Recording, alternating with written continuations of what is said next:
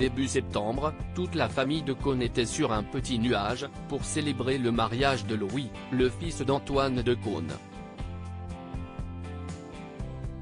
Dans les colonnes de Télévision Magazine, le présentateur s'est penché sur cette journée inoubliable. Il y a quelques semaines, Antoine de Caunes vivait l'un des moments les plus heureux de sa vie de père. Son fils Louis, âgé de 36 ans, est né de sa relation avec la journaliste Agnès Léglise, épousait la femme de sa vie, Fallon Castella, après 5 ans d'amour. Sur Instagram, Antoine de Caunes s'est empressé, comme tout papa très fier, de poster une photo de cette journée inoubliable, sur laquelle apparaissent les mariés, plus heureux que jamais.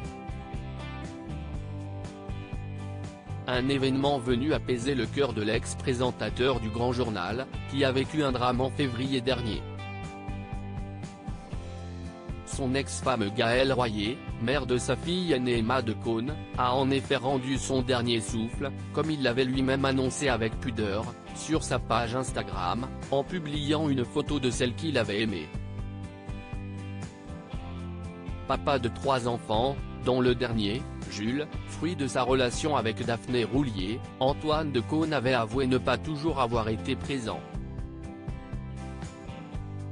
Je ne me considère pas comme un très bon père. D'abord parce que j'ai eu Emma très jeune. Puis Louis, 10 ans plus tard, mais à un moment de ma vie où j'en étais encore à chercher ma place dans le monde, avec un métier où les frontières sont poreuses entre le travail et le privé. Je n'ai pas été assez là, mais on s'entend magnifiquement bien, on a réussi à tout recoller, avait-il confié à Télévision Magazine.